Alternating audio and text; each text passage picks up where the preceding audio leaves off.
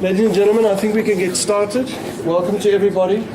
I see some new faces. I hope you enjoy the afternoon with us. John, what was the highlight for you in the 8 weeks? I went to a very interesting facilitation workshop, trainer. Yeah? Quite exciting. More inside. I thought I knew it all, but I surprised myself. And who was the great energy that facilitated it? Yeah, I joined a certain doctor from the PSA. Okay. A very, very young proficient. A certain doctor from DPSA? Yeah. Okay. You see, that's the impact that we make on people's lives.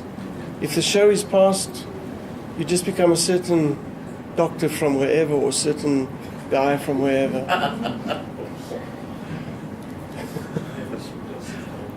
I hope you remember what his or her name is. No, I do. Okay. Okay. All right, so today we're going to start off with Munya Makota, and I think he's addressing what is really a burning platform for the South African society at large.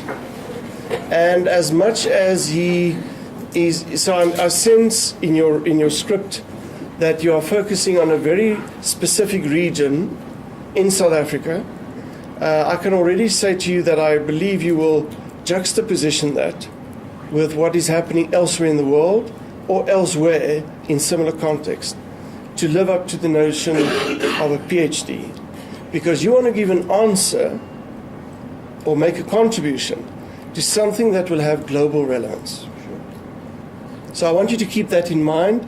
Maybe you are there, I don't know, Linda, to what extent, but let's think of that. If it's not there, let's talk about that.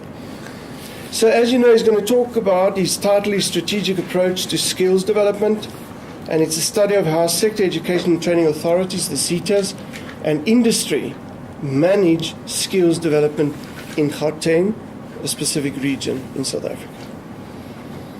So to start off, Munya, I almost want to ask you first 2 questions. We would like to know more about you and how you think of the world around you. So maybe in a very short few sentences almost, tell us what is your ontology and what is your epistemological view of the world? Okay, thanks, Prof. My name is Munya Makota, born in Zimbabwe, in between Harare and Mutare. There's a small place called Rusape, that's where I grew up. I first worked for Standard Chartered Bank back in Zimbabwe head office, where I was involved in the foreign international branch, responsible for foreign currency allocations. I was there for some 6 years. I then left the Standard Chartered Bank after I studied for accounting. I joined a medical group called Sagemet, where I was divisional accountant, responsible for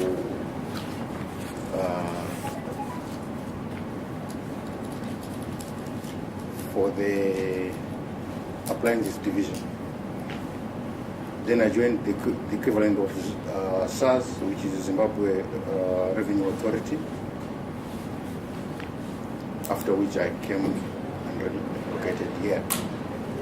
When I came here, I joined the Education Foundation Trust, an organization that was responsible, that was actually involved in data analysis in the education sector. I was there for 2 years. I joined them as a project accountant. So it involved a bit of a bit of project management and accounting. I then joined the Chemical Industry Education and Training Authority,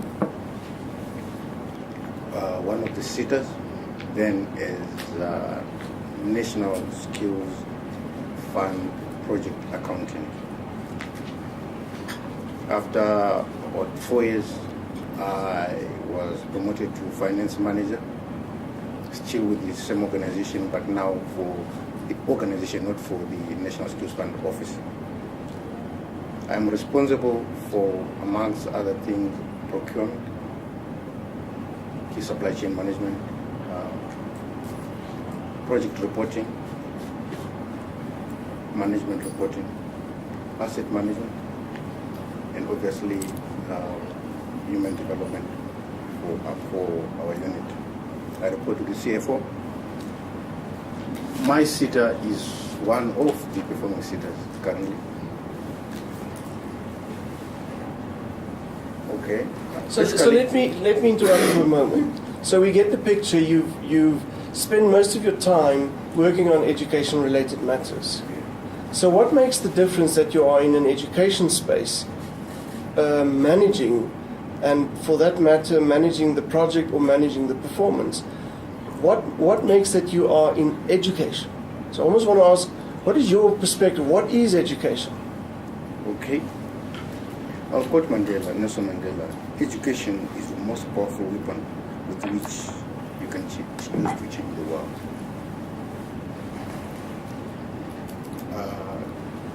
If I can go further, when he said that's the differentiator between being, actually, a person can change from being a casual laborer's child to any office.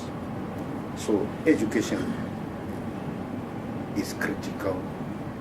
I can't say it's important. I think it's beyond important. It's actually for the survival of a human being. You can't live without education. It is imperative that you have that. So in your epistemological look to the world and look to education landscape in specific, can I assume that you have covered the works of a Knowles, of a Dewey, of a Paulo Freire, to mention but a few, as educational experts that lived over the past 100 years? That is the process that actually I'm moving towards. Okay. And actually, having said that,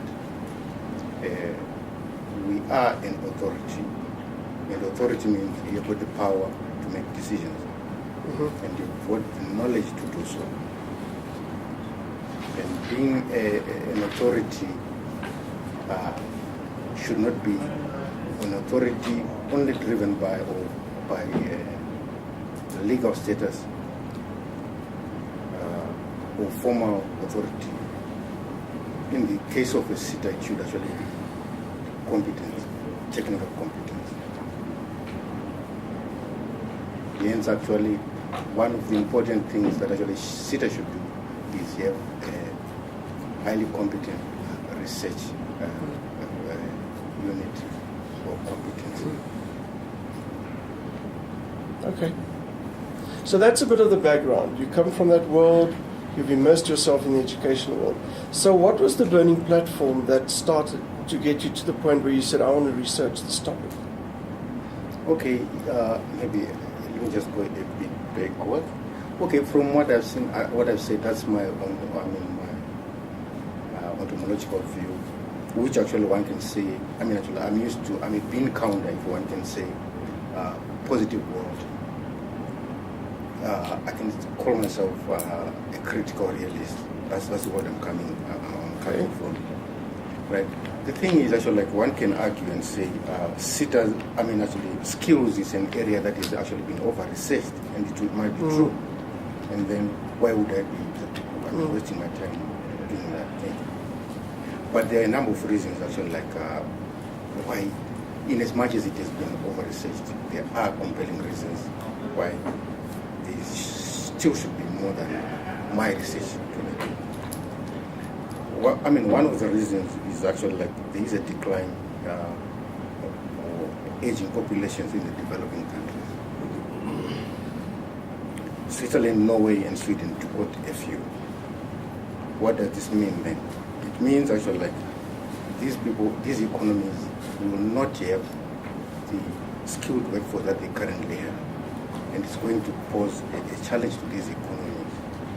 How then do they maintain their current economic status? South Africa, with its high unemployment rate, 26.7%, that is actually a reason why skills should also be covered. The demographics of the unemployment is a concern. Because of the 26.7%, we are talking of 54% of that being youth, that's below the age of 35. justifies the research in that area. Over 1.3 billion has been spent on skills development in South Africa since 2000. What was the return on that? It's another reason that justifies that. Skills also, they address social, economic, and political, especially in South Africa, political issues. There are issues that have got to be addressed politically. So, I mean, actually, those are the reasons why I think there should be research on skills. And then, having said that,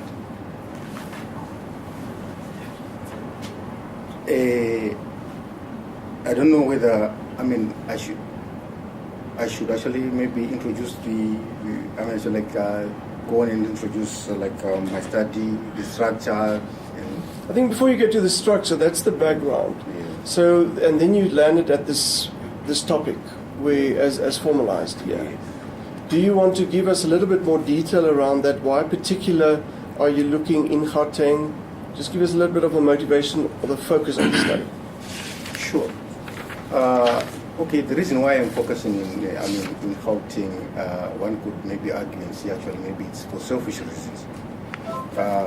One of the reasons is actually being a student, I have time constraints. Traveling is expensive. So I've looked at those factors, and also availability of data determines whether or not I'm going to be able to complete my studies. So my employer, who is the CETA, has agreed to actually be one of the case studies, and another SETA, which is Mayor SETA, where it's headed by our former CEO, has also agreed to actually for me to use his organization as a case study. So that is actually the reason why I focus in Gauteng. Otherwise, I could have tried to cover the rest of South Africa. Can I get a comment on that? Does that make sense, Janet? Practically, it makes sense. Okay, and philosophically and conceptually, does that make sense for a PhD? He's saying he's working with two SETAs, two industries, but they're only going to ring fence them in one region. Well, it's going to give you very localized information, and I think particularly in our context in this country, that could have a very strong bias. Something you must just be aware of, Munya, because Gauteng's got a very specific profile, demographically and otherwise, in terms of the rest of the country as an entity. And I'm not sure, you must also think in terms of these two industries, they are very well represented in the Gauteng space. They are less well represented outside. But I think that would be, in my view, an important voice to consider. Because you, as a PhD, you want to give as real information as reality is. Sure. So just a comment that I think you must just keep that in your mind. Just immediately making your work a little bit more. Yeah, sure. Just a word on that topic. The thing is actually I will look at it, as suggested, but the concentration, that is the problem. The concentration, if I'm not mistaken, it should run about 95%, Yes. not higher, of the SETAs are located in Gauteng. Yeah. But I that doesn't will mean you try. must stick to it. No, sorry, I agreed. I will try actually. It is a compelling reason why I should actually involve at least two provinces. Okay. And I would also assume in that you're going to make an in-depth study of the industries represented by these two SETAs. Yes, you are right. Good. All right, any other questions on this matter? I do have a question. Yep. I'm assuming that you can look at Gauteng, but see how those projects from the Gauteng head offices are implemented or rolled out outside Gauteng, if there are any variances. Yes, actually, when I interjected to the Prof, I meant to say that actually they have representation throughout the 9 provinces. So somewhat in my methodology, I will make sure that actually I collect data from those particular senders, so that actually it's not strongly biased. Yeah, so you can make Only reference to covering where Gauteng, they yes. also implement their programs. Sure. James? I'm just looking at the way you've worded what your thesis is about. And maybe I'm jumping the gun a bit because you haven't spoken about your research gap or, No, that's still coming. or about your hypothesis or the rest of it. But when you've used the word a study, it sounds more like a dissertation type of approach as opposed to researching original strategy around the way skills development can be delivered strategically and so that it becomes more effective. Okay, so can I ask you, can we hold that question? Because we will get there. But let's give him a chance first to talk what is his aim and objectives and what is his design. Because in that we will start getting a sense how is he going to address it at a strategic level. So maybe take us to your aim and objective of the study. Okay. The aim of my study is to maximize the return on investment on skills investment. And the objective there to address role ambiguity in the current structure between government, labor, and employers. Second objective, ascertain congruency between the Human Resource Development Council, National Skills Authority, and SETA strategies. Objective 3, ascertain the sustainability of the current National Skills Development Strategy with a view to drive skills development in attaining both return on investment and return on expectations from both industry and government. Okay. Can we get some comment there? So his aim is to look at the ROI on skills investment, in essence. And then he articulated 3 very high-level objectives, which in a sense tells me that he's covering that he covers a number of stakeholders. Does he cover all the relevant stakeholders, will you? By the sounds of it, it would seem that the relevant stakeholders are covered. I'm not sure to what extent you can measure the return on investments from looking at the beneficiaries of labor programs. That might just be another area. Well, that's the part that I would like to ask you. Why did you not see why don't you still see, because you're still just starting, why aren't you not anticipating the beneficiaries to be also stakeholders? The beneficiaries to be stakeholders. Yeah. So you almost share with us the people who provide the service to the people, the beneficiaries. But I'm not hearing you talking about, let's talk about the student, that employed or unemployed individual. Because it's interesting you said in your objectives and in your critical analysis actually, that you're worried about all these unemployed people. And they're young and they don't have a future. But in your objectives, am I convinced that you have covered their interest? Linda, help me. I think when we look at, he's keying in on ROI, return on investment. And in our discussion, we did talk about return on expectation. And that's where the learner will come in. By enrolling on the learnership, what are you expecting? Will you get a job thereafter? How efficient are you going to be? So the learners will come in eventually. But I think his aim is to look at the core, the principal stakeholders, and the funding with his accounting background. I think that's where he's coming from. But we did discuss that the learner must come in, and how does the learner benefit from the framework? So you will have to do some stretching there. Yes. James? So it's an area that I'm kind of working in quite a lot at the moment. And that is, a lot of this is tick boxing, which you're speaking to HR, that you're speaking to the training providers, you're speaking to the SETAs, that are just doing all these motions, but at the end of the day, you talk about the beneficiary of that learning and that upskilling, which is the student. Now, it's all very well, you can take somebody to a class like we're sitting in, or a seminar we're sitting in now, but what have they actually absorbed?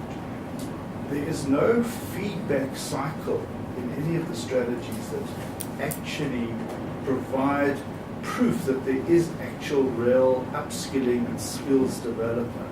So proper assessment programs, and I think that is where a very important and exciting niche of research does lie. Okay, so that's something to rethink, to reflect on and say, how could I consider an additional dimension to my study and make sure, again, that I get to reality as close to what reality is. And I think what James is making us aware of in WIU is that there are beneficiaries. And maybe you must just think, what will I do with those beneficiaries? But it will also have to, you also have to then rethink his definition, the thesis writer's definition of what is ROI.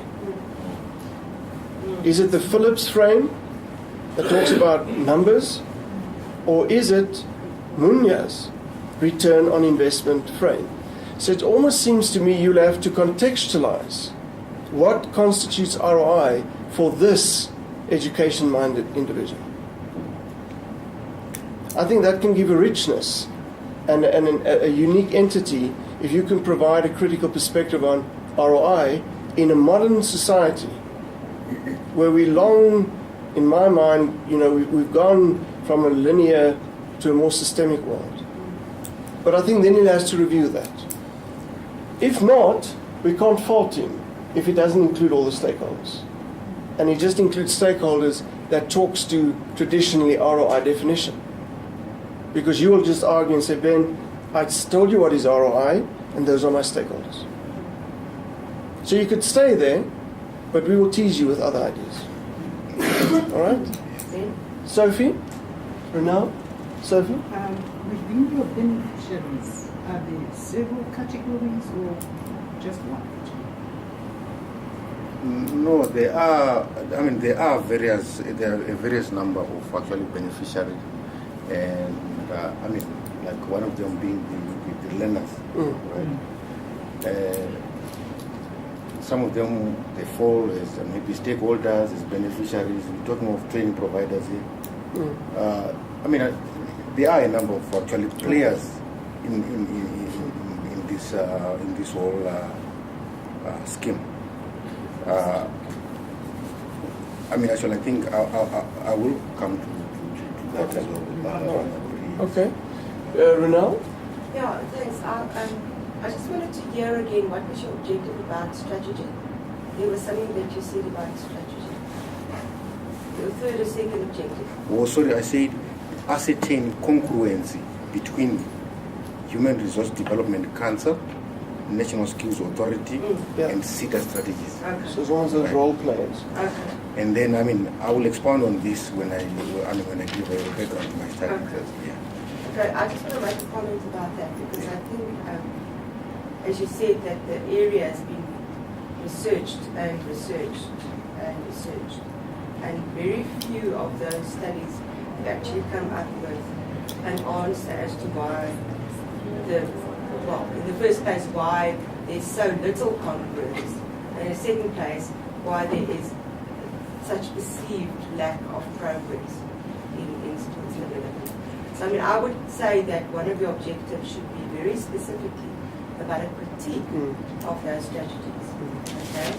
And then to look at what could be alternatives to the current kind of strategy, because we keep on just doing the same thing over and over again. And all we do is we tweak and we fiddle with the SETA landscape, but we don't actually get to the core of what is the issue.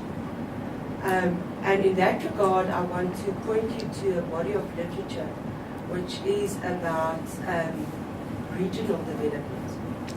Regional development, which fits in with your focus on Gauteng or city development, and how skills development providers and skills development and industries actually in a region has to work as a cohesive unit, okay? Instead of what we have at the moment, 24 different SETAs, and they all do different things. They don't actually speak to each other. So I will try and get the literature for you now.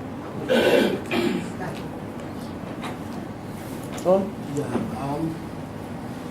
might be kind of ahead of time, but I think there's an area regarding this future of SETAs. There is a thinking that some of them need to be either done away with, integrated, or changed in one form or another. I think your study should address the sustainability of SETAs. I think you should look into that area, and to what extent your study can save the fate of SETAs. Okay. Well, I would almost challenge you, John, and say, then he will get trapped in that SETA framework. Yes. I think what I like about the approach he's taking is he wants to look at skills development. Yeah. It's much broader, of which the domain he's going to focus on is SETA in specific industries. But I think you must keep your mind open. So I will want to confuse you and say, Munya, you must make a call, but I think you're on the right track by keeping it open. And I want to ask you this, do you know of other countries that have experienced this in the last 100 years? Yes. Which ones? Okay.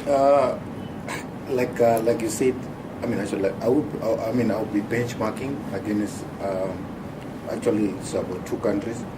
The top one is actually Finland, but actually, I don't want to use Finland. I mean, for the reason that actually, I mean, we tend to actually be better. We have a benchmark against Europe. I mean, so in the So what's wrong with that? No, I'll explain. Right.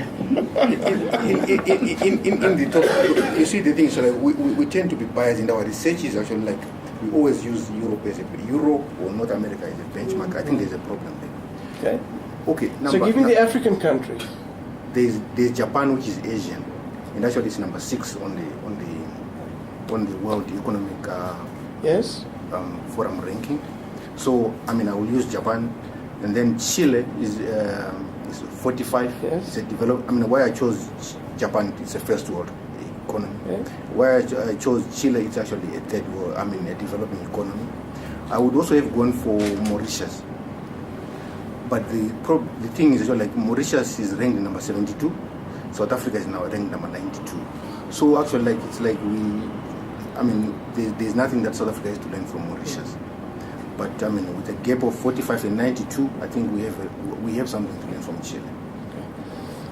Who also addressed the skills development thing in a very interesting way? What did Rwanda do here?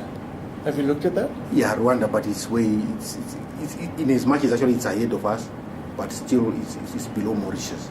So you want to look at people already demonstrate the return on investment? Yes. But you're talking about Japan, who's got 100-year-old history. Okay. I mean, I'm just teasing you. Yeah, no, it's fine. I mean, I thought about it as well. There's Singapore. Yes, and they're the top 5. Which actually adopted in the 60s. After Japan. That's closer. Okay. So we don't need to go into the details, but I think Renal makes a very important point here, is that you should look at the critique of what has happened. Yeah, sure. Otherwise, you may just find the same. I think this topic will spark huge interest because we've not cut the code on skills development. It's not working, if I may. So I hope you can take on your objectives already a very critical approach in how you want to position the study. All right. Can I a last comment on the objectives? Just there's a very just going back to the recipient or the student. There must be a lot of research around the behaviour patterns that people will accept. Specifically around the CPD element or the continuing professional development, whether or not people are receptive to that kind of imposed professional training once they qualify. There's very little research, I believe, done in that area, which I think is creates quite a nice gap in order to create a sustainable development framework. I think when you listen to this, I almost want to say, because you're very much in the beginning of your study, if you could look at brainstorming objectives, because there'll be multiple objectives, and then select in a logical sequence why you choose the 4 or the 3 or the 5 ones that you want to focus on. But I think you are addressing, matter that has got concern across boundaries, and we have not cut the custard. I want to add a last one. So we, in a post-colonial space, we are still trapped in a new colonial framework as a society.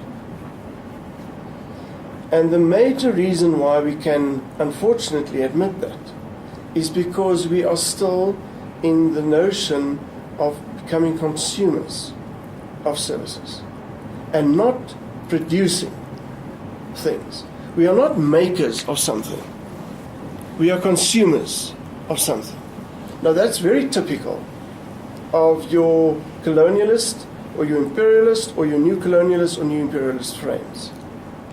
If I see in the SETAscape that we get people participating in 1, 2, 3, 4, 5 learnerships.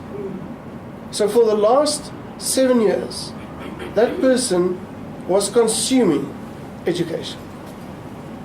So I would like, from a critical point of view, what do you say about that?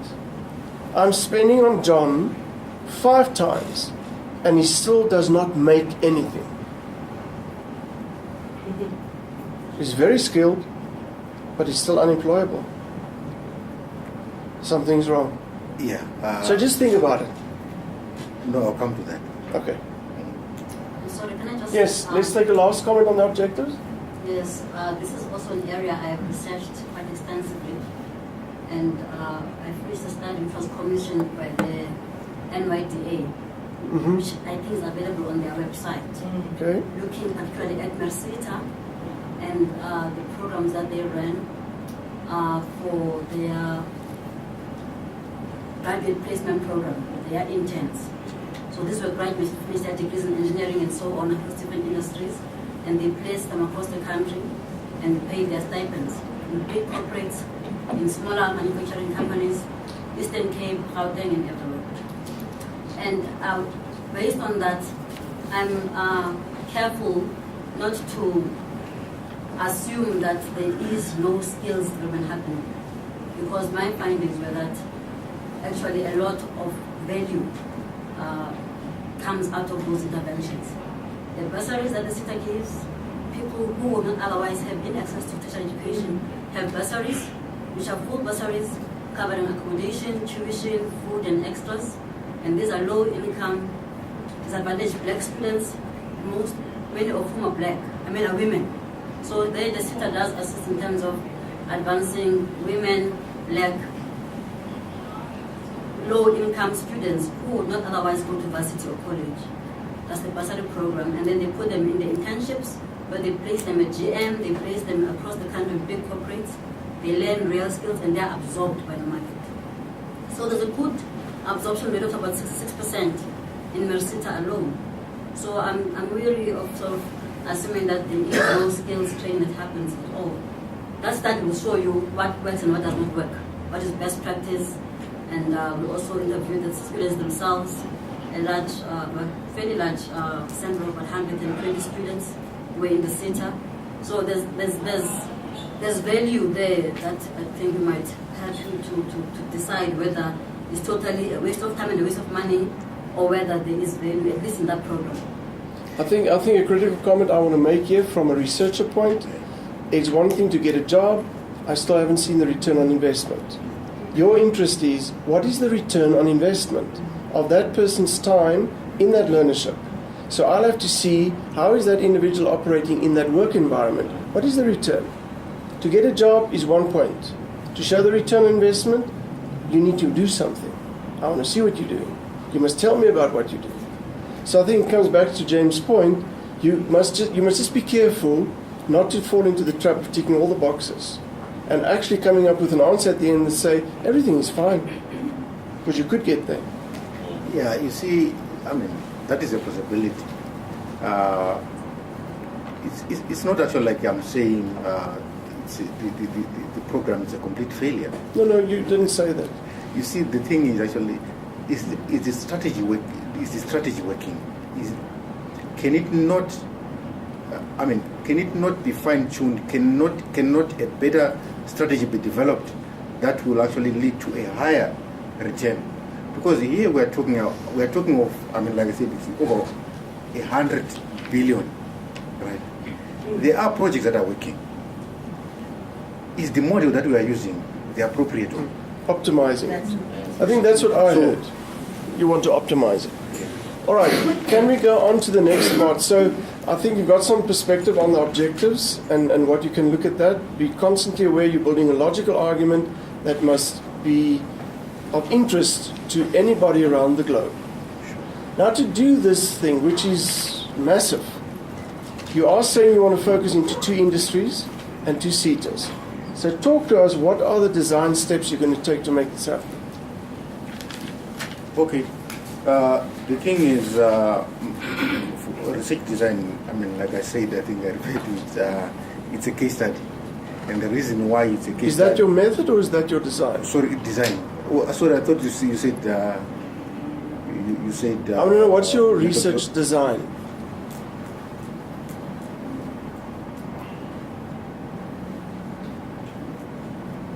You say it's case study? Yeah. Okay. Right. And actually, like the reason why why I settled for a case study is because I'm investigating a phenomenon, and actually like I need to dig. It needs actually an in-depth understanding of actually what it is that actually I'm studying. In this case, it's actually like the strategic planning and implementation. So I'm also aware of the fact that actually like a case study, the results cannot be generalized. I know that, I'm aware of that. So, which is actually why I have, I'm using, I've adopted a 2-case approach, the multiple case study, so that actually the results can, to some extent, be generalized.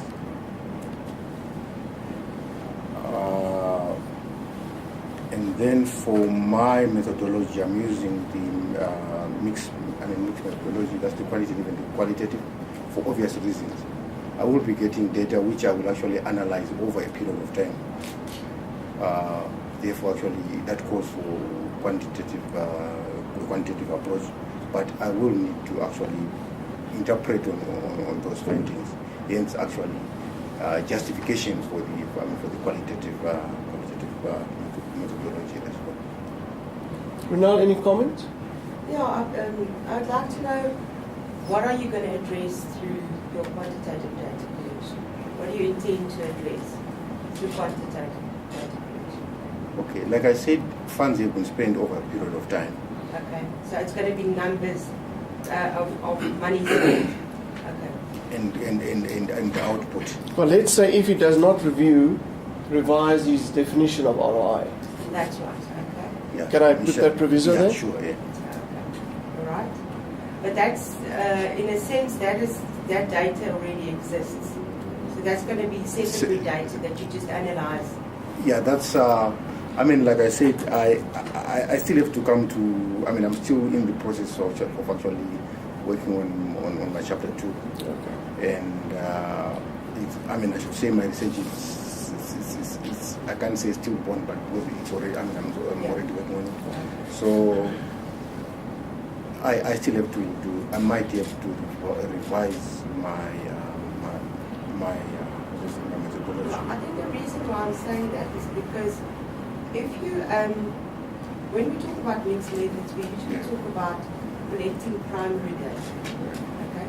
So if you are taking data that already exists and you analyze it, you can't really call it data collection. It's that data already exists. All you're doing is you interpret it in such a way so that it informs your study. Okay? Which doesn't mean that you won't still be able to use both quantitative and qualitative.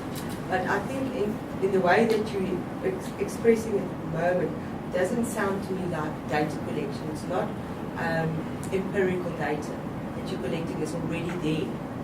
Okay? You're not going out in the field to collect it. You're reinterpreting it in a certain way that will inform it. And then I'm not quite sure whether it is a mixed method. Okay? Because a mixed method will mean that you do primary data collection, both quantitative and qualitative. It can be concurrent, it can be sequential, whichever order makes sense, but it means it's primary data that you collect. Okay? Is there anybody else? Can I ask who wants to share some ideas with Munya whilst he's not at that point yet, as you can see he's moving towards it, about the difference between research design and research method? James, can you do that already? Give us some ideas. You don't need to be wrong. Your method, I suppose, Let's give him some pointers. if you're going to use a case study method, you've got to really define the parameters of your environment that you're going to be used as a case study. So you really need to understand that, make sure that it is it's complete on all elements. So your research needs to cover, or your case study needs to define the areas that you're going to be using as the case study completely. There can't be, it must stand up on its own, and you must be able to draw information from that. I don't know if I'm No, it's fine. articulating this. Let's get more. Janet, you new in the process. What can you add to this debate?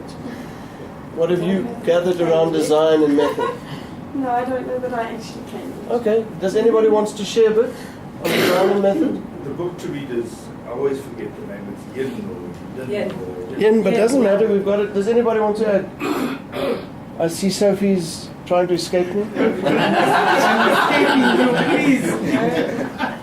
Okay, but I think what I want to say, you must be very articulate, and we're focusing on it now, and from Ronald's side a lot, that you must be very articulate in explaining, as he was trying to share with you, what are the parameters, what is your design, and there's some reference to that. There are usually 5 to 6 to 7 sort of anchor points that you have to consider in making your research design proper, so that you can monitor your variables that are relevant in your study.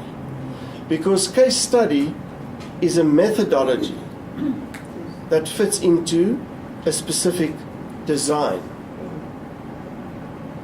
So very often we find that people do jump from the problem statement and the objectives to the method.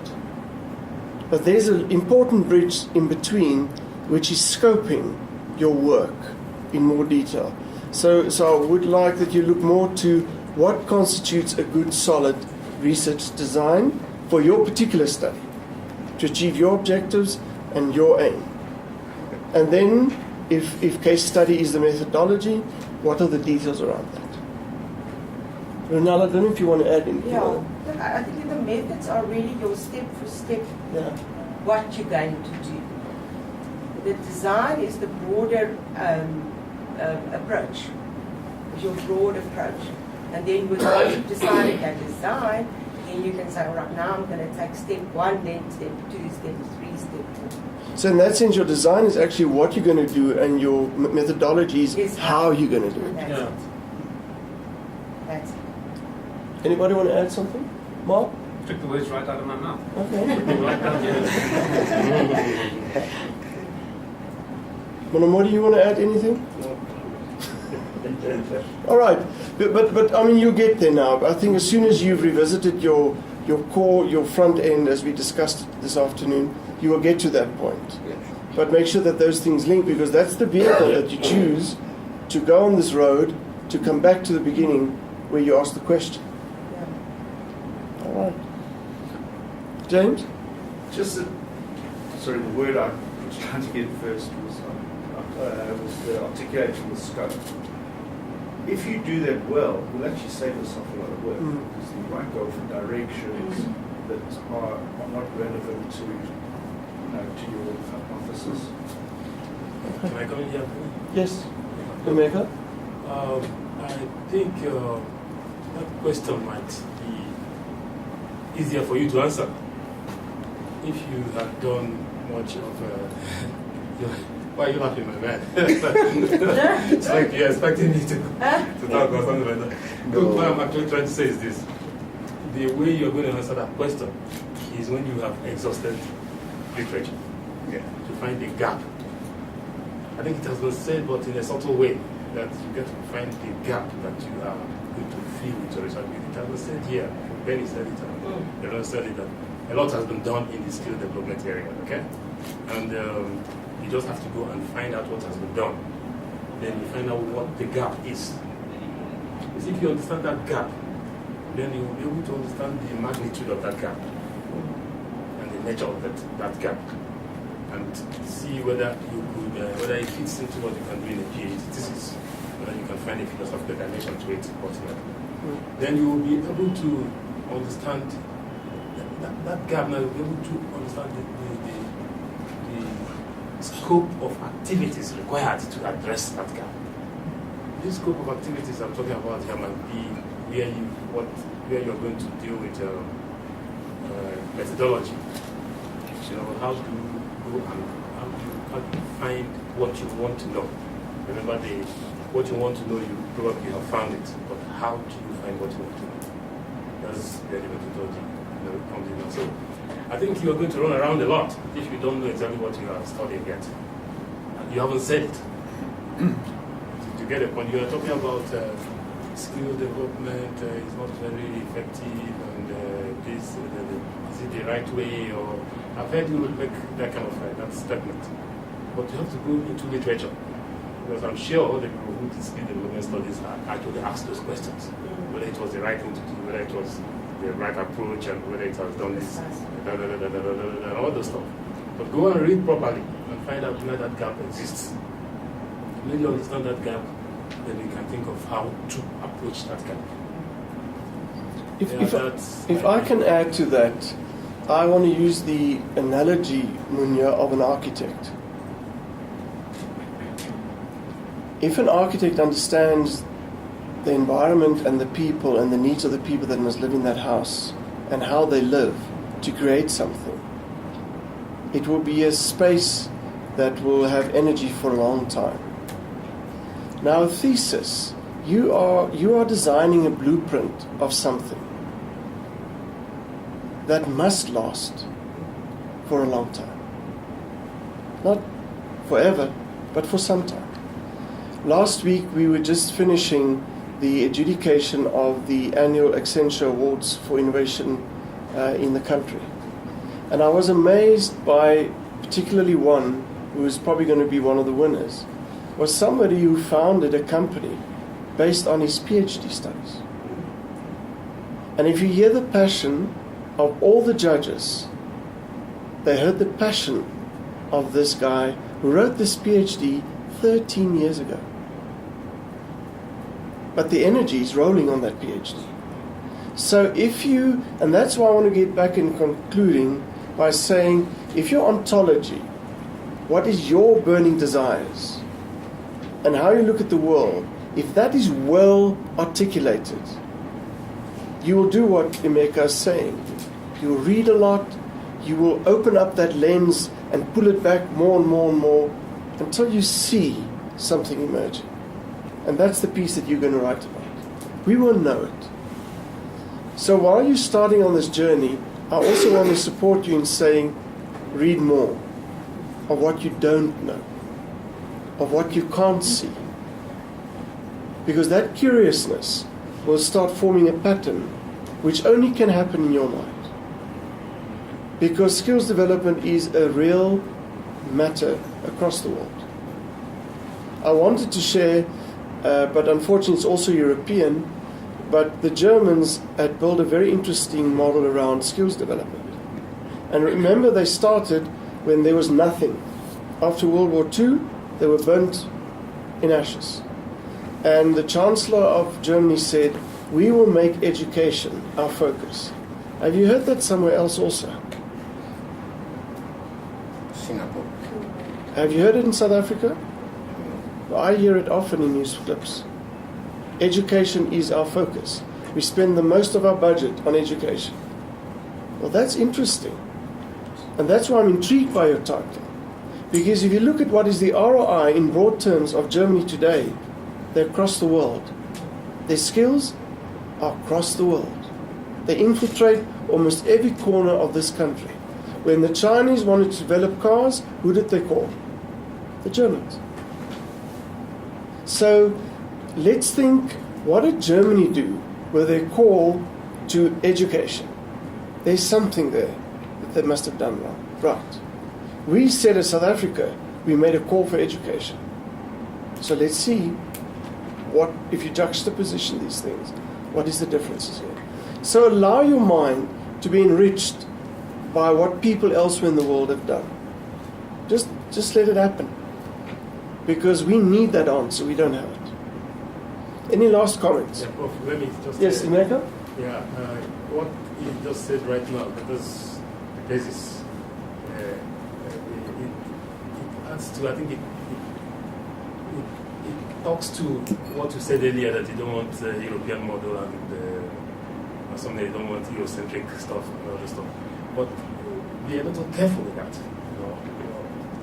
know, what is good is good. Just that is actually the meaning of ontology. You know, the nature of truth. You know, what is good? It's good. Just find the dimension. You know, where you can apply it. We are wearing dresses here. Everybody's wearing dresses because we need to cover up. People cover up in Eskimo. People cover up in South Africa or in Africa or wherever. It is good to cover up to get a point. You cover up against the weather, against the So what is good? But if you are saying that I know what you're trying to say, that one of the reasons why we have a lot of problem in Africa is we just go and copy hook, line, and sinker and trying to implement in a place where there are certain sort of differences and it will not work.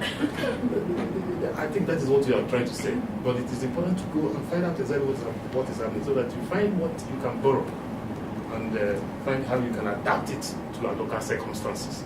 Because I don't really believe that you are living in the... I'm also a critic of borrowing. I mean, taking hook, line, and sinker. But I know that what is good is good. To get a point. No, agreed. You see, the thing is, it's not like I'm anti-Europe. You know, I mean, I don't think maybe that could be how you observe. I mean, you observe me, but I don't think it's like that. You see, the thing is, I think you wouldn't be an academic, or you wouldn't be.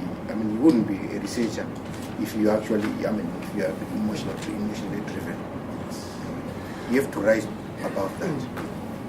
So, I mean, I will actually, there's no reason why I can't take Europe. But I mean, I just want to have Europe only. But I think we agree, just open your mind. You're writing an answer to the world. So somebody in Sweden must actually take your thesis and say, I'm going to follow this guy's framework. That's what we want to see. Can I comment on something there as well? Yes, Mark? A number of people have been talking about students, and you talked about ROI and you talked about return on expectations, etc., etc.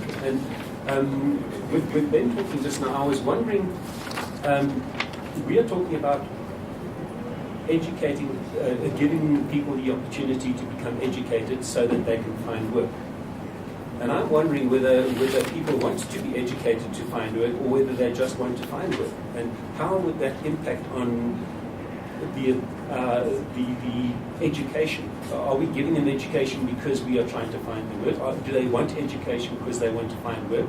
Or are they really just looking for work? And education happens to be one of the roads that they can get there. I wonder how that might have an impact on your study. Okay, and you don't need to answer on that, but I think it's an important comment that he's just making. All right, I think I'm going to conclude. I hope that, I think there's some people in the circle already saying, they can give you some linkages and share some discussions. At Da Vinci, the PhD journey is not meant to be a lonely one. So, let them work with you, brother. But good luck with your studies, and we hope to see the outcome, because I think we have not articulated this answer appropriately. So we really need that. Good luck with that. Okay. Thanks a lot.